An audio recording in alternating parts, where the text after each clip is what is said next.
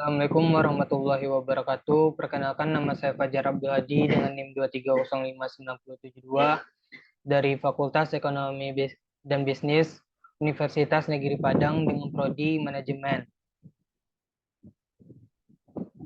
Pada presentasi kali ini saya akan mengambil materi dari pengantar kewirausahaan dengan dosen pengampu Dr. Armiati SPD dan MPD tentang business plan. Bisnis plan kami dengan nama perusahaan Coconut Salt yang berkecimpung pada usaha lampu hias. Usaha lampu hias merupakan salah satu usaha yang bergerak dalam bidang industri kerajinan tangan. Lampu hias yang selama ini lebih sering terlihat kurang bervariasi dan kurang unik, maka diperkirakan dengan membuat lampu hias yang unik dan bervariasi akan memiliki penggemar yang cukup banyak jika pemasarannya diperluas.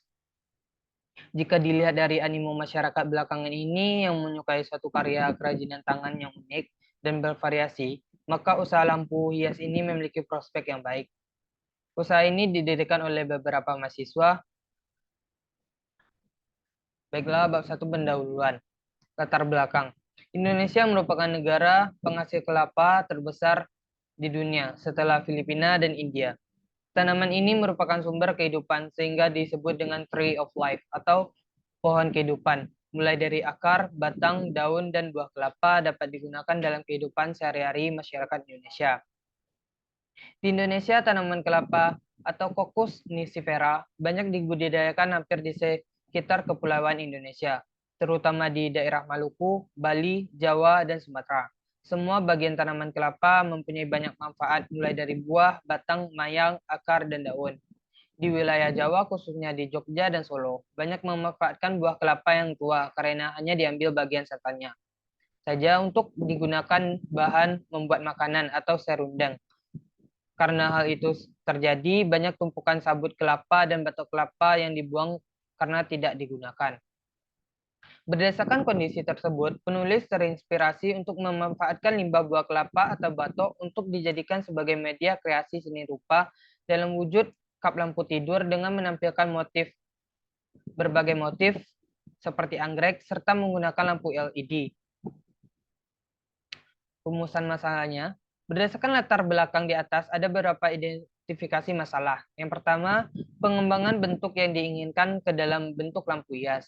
Yang kedua, proses pembuatan mulai dari awal sampai akhir. Yang ketiga, karya yang hendak dibuat.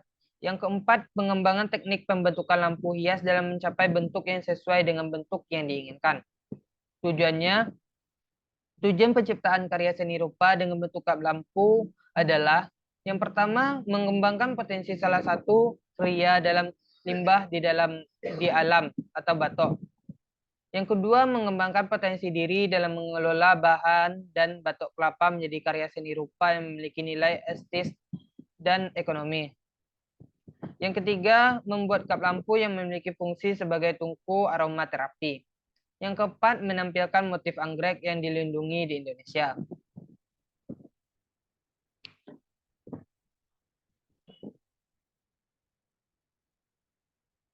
Manfaat bagi perupa meningkatkan keterampilan dalam proses penciptakan karya seni kriya kayu khususnya dalam memanfaatkan limbah alam batok kelapa dan dapat mengenal sejauh mana potensi diri yang dimiliki melalui hasil dalam mengelola bahan dan penggunaan alat dalam menciptakan karya seni. Mengenalkan jenis anggrek yang dilindungi di Indonesia. Yang kedua, bagian pendidikan.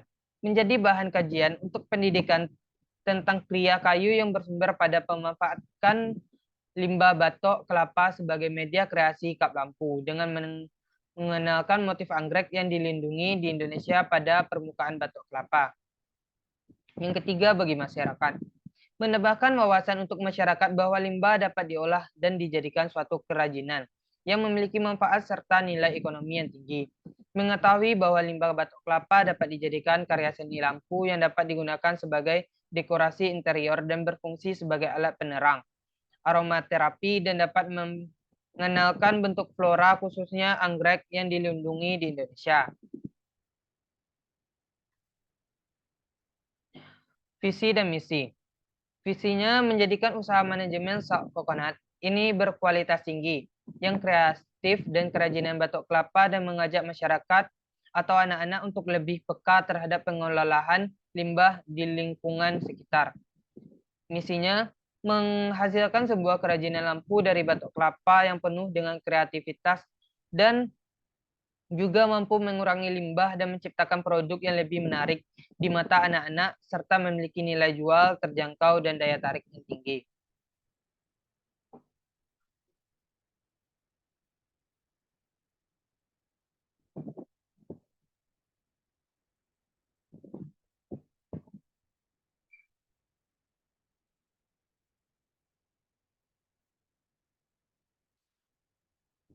Analisis SWOT.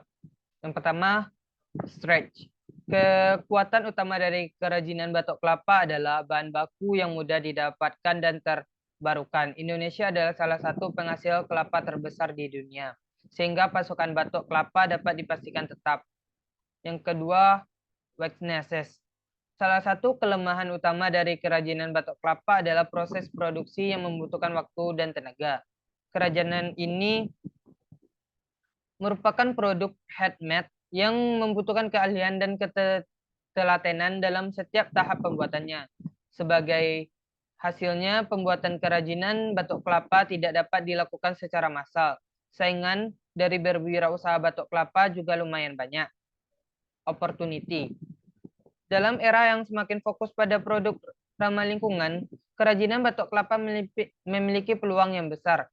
Penggunaan batok kelapa yang merupakan limbah alami dari industri kelapa tidak hanya membantu mengurangi limbah, tetapi juga memberikan nilai ekonomi baru. Stretch. Tantangan yang dihadapi oleh kerajinan lampu dari batok kelapa adalah adanya produk serupa atau tiruan yang bisa dengan mudah diproduksi secara massal. Bab 2 pembahasan. Aspek pemasaran. Yang pertama, deskripsi usaha. Nama produk, Coconut Salt Management. Produk, kerajinan tangan, ukuran sesuai keinginan konsumen, manfaat utama sebagai hiasan lampu dalam rumah, manfaat turunan sebagai hiasan untuk mempercantik ruangan. Segmen pasar. Yang pertama, segmen geografis. Usaha kami berada di wilayah Padang yang lumayan padat penduduk, mulai dari masyarakat Padang, mahasiswa UNP, mahasiswa UIN Imam Bonjol, dan mahasiswa UBH. Yang kedua, segmen demografis. Coconut Salt Management adalah produk universal yang dapat digunakan berbagai masyarakat dan oleh semua kalangan masyarakat, baik laki-laki maupun perempuan, tanpa membedakan agama, suku, ras, dan usia. Yang ketiga, segmen psikografis. Masyarakat Padang dengan berbagai perilaku, kelas sosial, gaya hidup, serta kepribadian dapat menggunakan produk ini karena coconut salt adalah kerajinan yang dibuat dari batok kelapa yang dapat mengurangi sampah sehingga dapat digunakan oleh berbagai kalangan.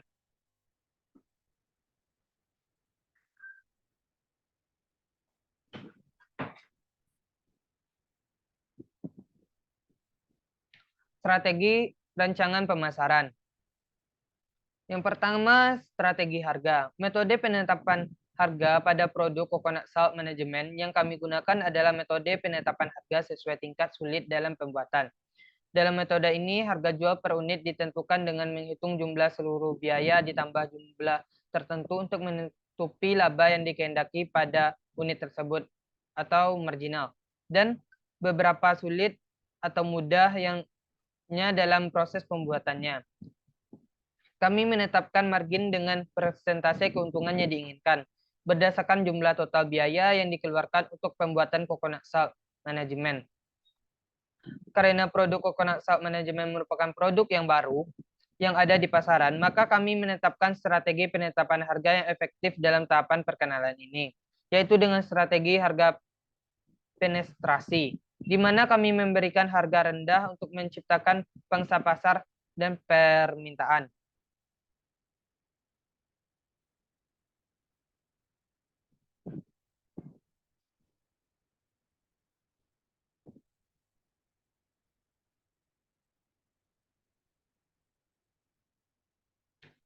Strategi promosi. Metode promosi yang kami gunakan yaitu promotion mix. Strategi yang kami pakai antara lain penjualan pribadi atau personal selling, pemasaran langsung atau direct marketing, promosi penjualan atau sales promotion, serta hubungan umum atau public relation. Kami akan mempromosikan produk Coconut Salt Management melalui media sosial seperti Facebook, Instagram, agar produk kami dapat dikenal oleh masyarakat umum. Strategi distribusi. Strategi penetapan distribusi yang kami gunakan yaitu strategi struktur, saluran distribusi. Strategi ini berkaitan dengan penentuan jumlah perantara yang digunakan untuk mendistribusikan barang dari produsen ke konsumen. Alternatif yang dipilih dapat berupa distribusi langsung atau distribusi tidak langsung. Kami menggunakan alternatif distribusi langsung, di mana kami mendistribusikan dan memasarkan produk kami sebagai produsen langsung kepada konsumen tanpa melalui perantara dan tidak menitipkan produk kita ke penjual lain. Strategi positioning. Metode pendekatan positioning yang akan kami gunakan pada produk Coconut Salt Management adalah metode function, konsep, dan pendekatan lebih banyak untuk lebih sedikit. Metode functionship menunjukkan function, needs dari produk Coconut Salt Management, di mana produk Coconut Salt Management merupakan produk dari lampu batok kelapa. Strategi positioning yang kami gunakan ada penerapan posisi menurut kategori produk, harga, dan distribusi. Kami menampilkan produk Coconut Salt Management dengan kemasan praktis, dikemas semenarik mungkin, dan harga yang sangat terjangkau, serta kami juga memberikan kemudahan bagi konsumen mendapatkan produk Coconut Salt Management dengan efisiensi waktu dan pelayanan. Rencana produk. Proses produksi. Proses pembuatan Coconut Salt Management meliputi langkah-langkah sebagai berikut. Yang pertama, pengolahan. Kupas kelapa sehingga terlihat permukaan batoknya. Bersihkan permukaan batok kelapa dengan menggunakan beling ataupun amplas. Buat pola dengan menggunakan pensil di atas permukaan batok yang telah dihalus. Lubangi bagian atas dengan gergaji besi untuk tempat lampu. Keluarkan kelapa dengan dicongkel sedikit demi sedikit. Beri lubang atau bor listrik sesuai pola yang sudah dibuat. Buat dudukan dengan menggunakan lampu. Tancapkan kawat pada dudukan kayu yang ada, kemudian bentuk melengkung seperti dahan. Pasang kabel dan dudukan lampu mengikuti kawat tadi. Setelah itu baru dibungkus dengan lilitan tali dan pelepas pisang agar terlihat seperti batang kayu asli. Setelah itu baru pasangkan batok kelapa menggantung seperti buah. Pada kawat jangan lupa buat daun dari batok ataupun tapasnya sebagai penambahan keindahan. Dan yang terakhir, cat lampu sesuai dengan yang Anda inginkan dengan pernis ataupun pilok agar terlihat lebih mengkilap. Tahap penyelesaian merupakan tahap akhir dari pembuatan Coconut Salt Management, yaitu meliputi pembersihan dan tahap lebih lanjut. Rencana manajemen. Pada rencana manajemen dapat dilihat logo dari Coconut Salt Management. Logo ini mencerminkan produk kami yang berbahan dari kelapa tetapi unik dan menarik. Struktur organisasi dalam tim Coconut Salt Management dapat dilihat dari bagian berikut, yaitu Ibnu Rafi Wal Ikram sebagai CEO, Jensen Alim sebagai Direktur, Harun Raya di bagian keuangan, Fajar Abdul Hadi di bagian pemasaran, Hasbi Akila Adri di bagian produksi. Yang kedua, job description. Deskripsi pekerjaan masing-masing bagian yaitu ketua mengkoordinir, direktur mengelola, pemasaran menjalankan usaha pemasaran, bagian produksi menyiapkan bahan yang dibutuhkan, bagian keuangan mengatur segala jenis pengeluaran dan pemasukan uang. Dapat dilihat rencana anggaran pengeluaran atau RAB, yaitu alat pisau sekitar 20.000, kain lap 5.000, total alat 25.000. Bahan batok kelapa 1 kilo 9.000, kabel dan lampu 21.000, lem 6.000, baut 10 pieces 5.000, total bahan per minggu 41.000. Alat untuk 1 bulan produksi 25.000, bahan untuk 1 bulan produksi 164.000. Total pengeluaran selama 1 bulan yaitu 189.000. Dapat dilihat analisis break-even point atau BIP. Perhitungan laba bersih, total cost, total bahan baku 164.000, total biaya 353.000, TC 517 atau total cost. Total revenue Coconut Shop Management 20 project kali 20.000 kali 30 hari yaitu 1.200.000. Laba kotor 1.200.000 dikurang 164.000 laba kotor. Dengan jumlah 1.036.000. Laba bersih 1.036.000 dikurang 353.000. Laba bersih 683 per bulan. Perhitungan BIP per unit, harga jual itu 20.000. 20.000.